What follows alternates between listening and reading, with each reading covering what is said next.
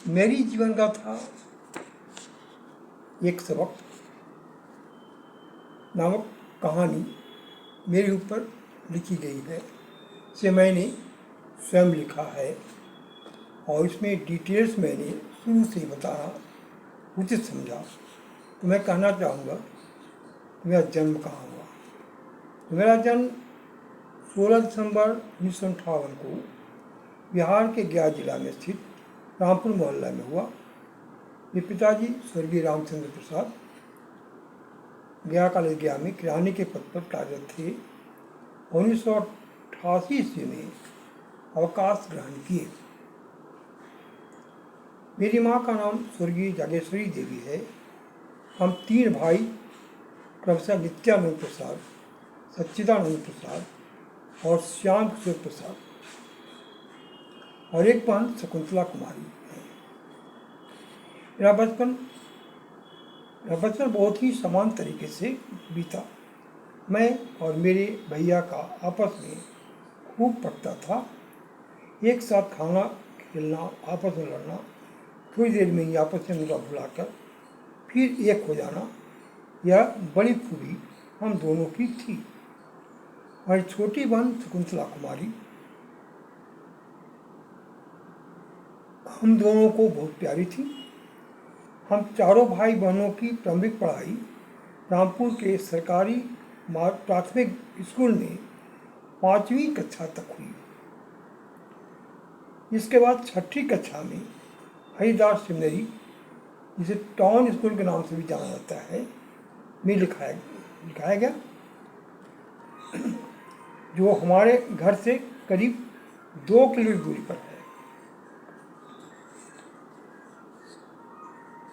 स्कूली जीवन में हमारी रुचि पढ़ाई लिखाई में कम और अहूठई लड़ाई झगड़ा आदि में ज़्यादा लगता था। मेरे मोहल्ला के हम उम्र दोस्त चंट, उच्छृंखल और जिद्दी प्रकृति के थे, जिनके साथ स्कूल से छूटने के बाद मेरा समय व्यतीत होता था। इनके साथ पहाड़ पर जाना, गया चौक पर घूमना, किसी के बगीचा में घुसकर आम, जामुन, बैर, पपीता तोड़कर भाग जाना हमारी हुड़दंग मंडली का काम था, जिसके कारण पढ़ाई में मन नहीं लगता था। ये मेरा बचपन रहा। अब आगे देखें मेरी शैक्षणिक स्थिति। मेरे हुड़दंग मंडली की वीर गाथा सुनने के बाद आप लोगों को सहज नहीं अनुमान लग गया होगा कि मेरा स्कूली शिक्षा किस स्तर का रहा होगा। परंतु गया कॉलेज गया में IEC में नामांकन होने के बाद मुझमें बहुत बड़ा परिवर्तन आया।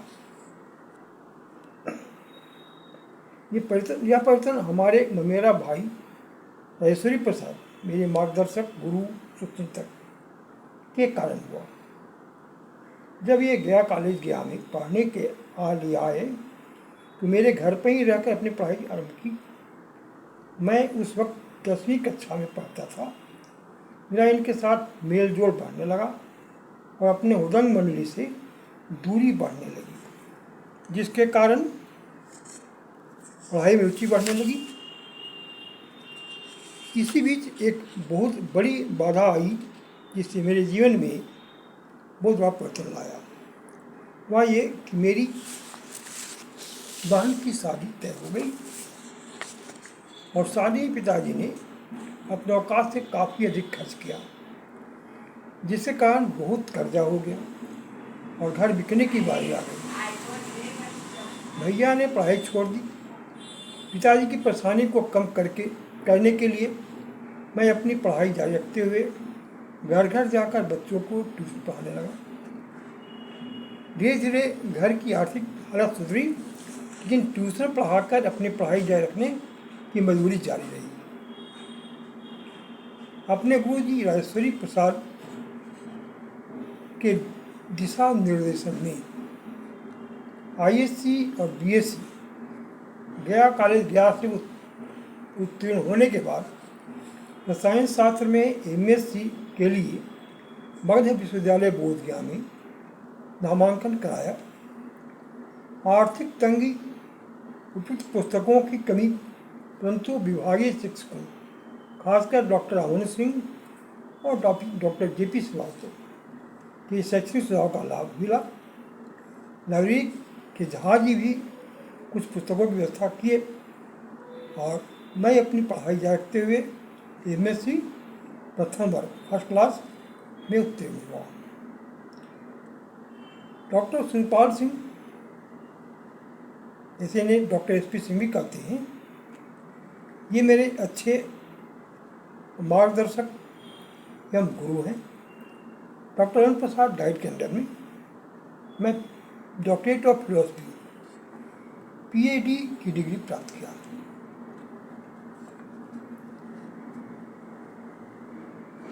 प्रोफेसर के पद पर नियुक्ति अगला है।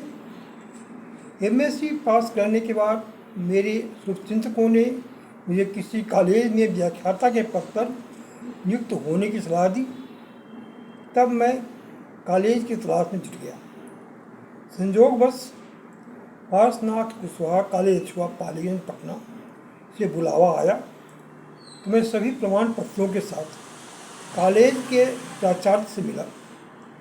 प्राचार्य महोदय ने जानकारी मिली कि यह कॉलेज ग्रामीणों ने जमीन और पैसा दान में देकर बनाया है। तो मैं सभी प्रमाण बनाया है। कॉलेज की मान्यता डिग्री स्तर तक मगध विश्वविद्यालय से मिली है और बिहार सरकार से मान्यता मिल जाने पर आपको व्याख्याता का पूर्ण वेतनमान मिलना शुरू हो जाएगा। तत्काल 200 रुपये मासिक वेतन या कहें कि पॉकेट खर्च आपको मिलेगा। तत्काल 200 रुपये मासिक वेतन या कहें कि पॉकेट खर्च आपको मिलेगा। आप रसायन विज्ञान के शिक्षक हैं, इसलिए आपसे डोनेशन नहीं लिया जा सकता, जबकि अन्य शिक्षकों से डोनेशन के रूप में 10 से 20,000 रुपये तक लिया जा चुका है और इन्हें बिना वेतन के काम करना भी पड़ रहा है। सुनकर पहले तो मैं हैरान रह गया, बाद में अपने पिताजी और फिर गुरुजी से कहा तो कॉलेज ज्वाइन करने की सलाह मिली। इसके बाद 1 सितंबर 1982 को व्याख्याता के पद पर ज्वाइन कर लिया।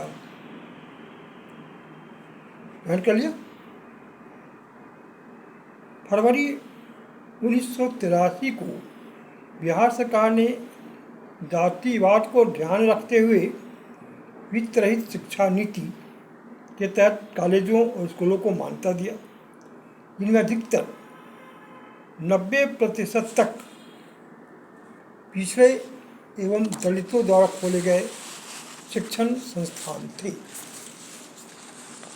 वित्तीय शिक्षा नीति अगली जाति के मुख्यमंत्री ने लागू किया और पिछड़ों और दलितों के शिक्षा के क्षेत्र में आगे बढ़ने से रोकने के लिए, परंतु यह नीति अगली जातियों के लिए भी अभिशाप बन गई कि आज तक वित्तीय शिक्षा नीति समाप्त नहीं हुई, जिसके कारण वित्तीय शिक्षक इस अपराध का दंड झेल रहे हैं। वेतन के आस में बहुत से शिक्षक मर गए और बहुत से लोग रिटायर हो गए, लेकिन वेतन की आस में अभी भी अवैतनिक कुछ लोग कार्यरत हैं। वैवाहिक संबंध, कॉलेज में व्याख्याता रहते हुए विवाह करने के मामले में मुझमें दो थे। पहला यह कि मेरा वेतन 200 रुपये और घर मिट्टी का तथा खपड़ा का बना था, और दूसरा यह कि मेरे सिर का बाल आधा से ज़्यादा उड़ा हुआ था। तो भी आप देख सकते हैं मेरी फोटो में भी है। तो ये तब का है, उसमें की बात अलग थी, उसमें बाल पक्का नहीं था, बाल हरा था, मैंने हाथ मर क्या काला था। चेहरे पर जितनी झुर्रियाँ हैं उसमें झुर्रियाँ नहीं थी, सब कुछ ठीक था, सिर्फ बाल आधा उड़ गया था। मेरे ससुराल वालों से सिर्फ व्यवसाला ही थे जिन्होंने मेरे सारे अवगुणों को नकारते हुए बहनोई मानने को तैयार थे। क्या कहना था कि मुझे अपनी बहन की शादी प्रोफेसर लड़का से करना है या उनके बाल से। मुझे उनका बाल नहीं, उनका गुण चाहिए। गुण ये है कि वो प्रोफेसर हैं। क्या मिलता है नहीं मिलता बात अलग है, लेकिन प्रोफेसर है, यही पदवी का मर्यादा है। इसलिए मैं उन्हीं से अपनी बहन की शादी करना चाहूँगा। येन केन प्रकार मेरी शादी होने वाली, मेरी अप्सरा से हो ही गई, और जब शादी हो गई तो बच्चे भी हो गए। अब देखिए, आर्थिक तंगी से मेरा संघर्ष। इतना बीत जाने के बाद हमारे सामने जो आर्थिक जो तंगी आई, अब मैं उनका कुछ बखान करना चाहूँगा, ठीक है ना। और मैंने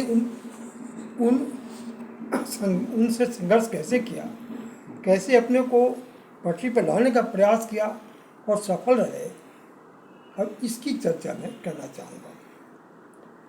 परिवार में सदस्यों की संख्या बढ़ते जाने और पारिवारिक आय घटते जाने के कारण मैं पटना में रहकर ट्यूशन पढ़ाने और वहीं से कॉलेज में आकर पढ़ाने का काम आरंभ किया।